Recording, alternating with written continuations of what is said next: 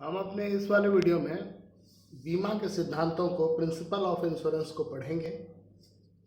सबसे पहला क्या है? नेचर ऑफ कॉन्ट्रैक्ट, अनुबंध की प्रकृति। जब भी कोई आदमी इंश्योरेंस करवाता है तो जिसने इंश्योरेंस करवाया है वो कहलाता है बीमाकृत, जिसने इंश्योरेंस किया है वो कहलाता है बीमाकार।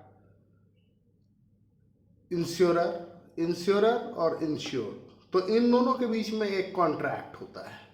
कॉन्ट्रैक्ट क्या होता है कि अगर कोई जोखिम आया, कोई रिस्क आया, तो उस जोखिम के बाद जो आपका लॉस हुआ है, तो जो कंपनी है जो इंश्योरेंस कर रही है, जो इंश्योरर है, वह इंश्योर्ड को अधिकतम उसके लॉस को कम करेगी और कंपनी की ये कोशिश होगी कि आप उस सिचुएशन से पहले जिस हालत में थे आप उसी हालत में आ जाएंगे।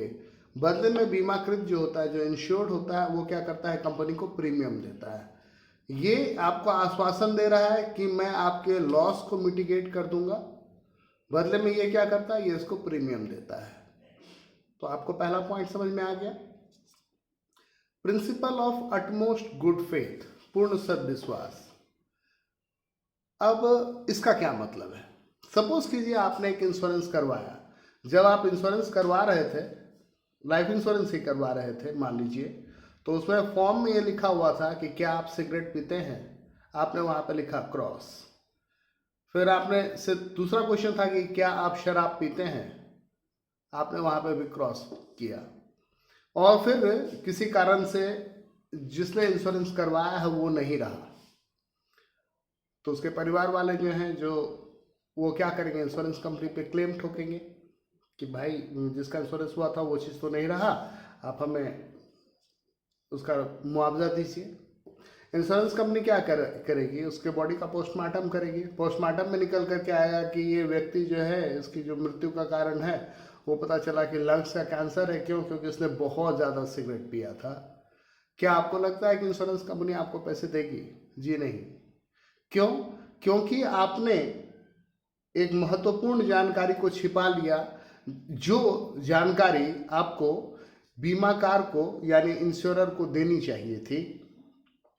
तो पूर्ण सद्विश्वास का अर्थ हुआ कि जो बीमाकृत है, जो इंश्योर्ड है, वह अपने पॉइंट तरफ से किसी भी इंफॉर्मेशन को हाइड नहीं करेगा, और जो बीमाकार है, जो इंश्योरर है, वो भी किसी भी इंफॉर्मेशन को हाइड नहीं करेगा, छिपाएगा नहीं तो सारी विषय वस्तु बदल जाएगी।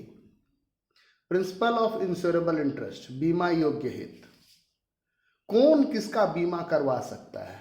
आप अपने फादर, मदर, वाइफ, जो डिपेंडेंट बच्चे हैं उनका इंश्योरेंस करवा सकते हैं। अगर आपने किसी को कर्ज दिया है तो आप उसका भी इंश्योरेंस करवा सकते हैं। क्यों? क्योंकि आप जिसका इंश्योरेंस करवा रहे हैं, तो इंश्योरेंस जिसका हो रहा है वो विषय वस्तु है, और उस विषय वस्तु में आपका आर्थिक स्वार्थ निहित है। अर्थात आप उसका इंश्योरेंस ले सकते हैं। मैं चाहूंगा कि मैं बिल गेट्स का इंश्योरेंस ले लूं, तो मुझे बिल गेट्स का इंश्योरेंस नहीं मिलेगा। प्रिंसिपल ऑफ इंडेमनिटी, क्षतिपूर्ति का सिद्धांत। इस सिद्धांत के अनुसार बीमाकार हानि होने पर बीमाकृत को उसी स्थिति में लाने का वचन देता है जिस स्थिति में वह घटना से पहले था। यानी आपकी दुकान है, दुकान में आग लग गई, आपने इंश्योरेंस करवा रखा था, तो आग लगने से पहले जो आपकी फाइनेंशियल पोजीशन थी या जो आपका पोजीशन था, कंपनी ये एश्योरेंस देती है कि हम आपको उसी सिचुएशन में ला देंगे, हम आपका लॉस भर देंगे। प्रिंसिपल ऑफ सबरोगेशन, इस चीज़ को ऐसे समझिए कि आपकी बाइक थी, उसका एक्सीडेंट हो गया, या आपकी कार थी, उसका एक्सीडेंट हो गया। कार का एक्सीडेंट हो गया, आपने इंश्योरेंस कंपनी पे क्लेम लिया, क्लेम के दावे किए और उसने आपको फुल पेमेंट कर दिया। अब आप बोलेगा कि पेमेंट तो कर ही रख दिए हो, ये कार मुझे दे दो, इसको मैं स्क्रैप में बेच लूँगा, कबाड़ी में बेच करके मैं कुछ कमा जाऊँगा। जी नहीं, ऐसा वो नहीं करने देगी आपको। जब उसने आपको क्लेम के पैसे दे दिए, तब वो गाड़ी जो है वो उसका हो गया। अधिकार समर्पण, प्रिंसिपल ऑफ सबरोगेशन को क्या कहते हैं? अधिकार समर्पण। इस सिद्धांत से अभिप्राय बीमाकार के बीमाकृत के वैकल्पिक स्रोत से वसूली के अधिकार की सीमा तक दावे के निपटारे के पश्चात उसका स्थान ले लेने से है कि जब उसने क्लेम को फिल कर दिया, क्लेम का पेमेंट कर दिया, तो जिस चीज़ के बिहाफ पर उसने क्लेम का पेमेंट किया है वो चीज़, वो सामान अब जो इंश्योरर है, जो कंपनी है जो इंश्योरेंस कर रही है, वो सामान अब उसका है, ताकि आप उसे डबल पैसा ना कमा सके। डबल इंश्योरेंस, दोहरी बीमा या योगदान का सिद्धांत। सपोज कीजिए एक बाइक है 1 लाख रुपए का। अब आप बोलिएगा कि हम जो है 2 कंपनी से इंश्योरेंस करवा लेते हैं 1-1 लाख का, बाइक चोरी हो गई, अब दोनों पे आप क्लेम कर दीजिएगा कि भाई आप भी मुझे 1 लाख दो, आप भी मुझे 1 लाख दो, और इस तरीके से 2 लाख रुपया हो गया। तो ऐसा नहीं हो सकता है। यदि आपने सपोज कीजिए कि 2 कंपनी से इंश्योरेंस करवाया, एक से 60,000 का इंश्योरेंस करवाया, एक से 40,000 का, और कल को वो बाइक गुम हो गई, चोरी हो गई, कुछ हो गया, एक्सीडेंट हो गया, तो ये दोनों कंपनियां जिस हिसाब से आपने कंट्रीब्यूट किया है, जितने का इंश्योरेंस करवाया है, जितने का पेमेंट किया है, उसी रेशियो में आपको भर करके देंगी पैसा। यदि एक ही संपत्ति पर एक या एक से अधिक बीमा ली गई है तो वो वास्तविक राशि से अधिक प्राप्त नहीं कर सकता। आप ये नहीं कर सकते कि भाई हमने 2, 3, 4 इंश्योरेंस करवा लिया और पता चला कि हर कंपनी से हम पूरा क्लेम वसूल कर रहे हैं, ऐसा नहीं हो सकता। प्रिंसिपल ऑफ प्रॉक्सिमेट कॉज या कॉजा प्रॉक्सिमा, निकटतम कारण।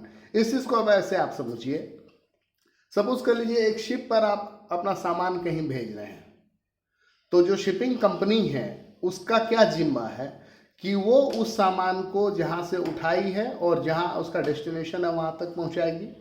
सामान को पहुंचा दिया, आपने शिपिंग कंपनी पे सामान दिया, आपने उसका इंश्योरेंस भी करवा लिया, वो सामान वहां पर पहुंच गया, सामान वहां पहुंच गया, लेकिन शिप पे बहुत सारे चूहे थे और आपने सामान की पैकिंग सही से नहीं की थी और वो सामान को चूहों ने कुतर दिया, उसे बर्बाद कर दिया। अब आप क्लेम कर रहे हैं कि भाई मुझे पैसा दे दो, तो आपको क्लेम का पैसा नहीं मिलने वाला है। आप बोलिएगा क्योंकि जो कंपनी थी उस कंपनी ने क्या गारंटी लिया था कि वो आपके सामान को इस स्थान से उठाकर वहां तक पहुंचाएगी। अगर वो सामान डूब जाता, वो शिप डूब जाती, आपको पैसा मिल जाता, क्योंकि शिप डूब गया, आपका सामान भी डूब गया। लेकिन यहाँ पर क्या है कि गलती आपकी है कि आपने उस सामान की पैकेजिंग सही से नहीं की, उसे कंटेनर में नहीं डाला और वो एक्सपोज्ड रह गया, जिसकी वजह से चूहों ने कुतर दिया। तो माल तो खराब हुआ लेकिन आपको क्लेम नहीं मिला। क्योंकि यहां पर जोखिम था समुद्री यात्रा से। तो शिप को तो कुछ नहीं हुआ, शिप तो पहुंच चुकी है, लेकिन सामान फिर भी खराब हो रखा है। और इसमें गलती किसकी है? आपकी, क्योंकि आपने उसको सही से केयर से नहीं भेजा। तो यहाँ पर क्या है कि बीमा पॉलिसी केवल उन हानियों की पूर्ति करती है जो पॉलिसी में वर्णित जोखिमों का परिणाम होती है। पॉलिसी में जो डिस्क्लोज जोखिम है, रिस्क फैक्टर है, अगर उन रिस्क फैक्टर की वजह से कोई डैमेज होता है तो आपको क्लेम का अमाउंट मिलेगा। अगर उन फैक्टर्स के अलावा, उन रिस्क के अलावा किसी और फैक्टर से लॉस हुआ है तो आपको क्लेम का अमाउंट नहीं मिलेगा। तो इस तरीके से हमने बीमा के सारे सिद्धांतों को पढ़ा। ये क्लास 11th में बीएसटी का बहुत इंपॉर्टेंट टॉपिक है। उम्मीद है कि आपको अच्छे से समझ में आया होगा। Thank you, keep watching, keep learning.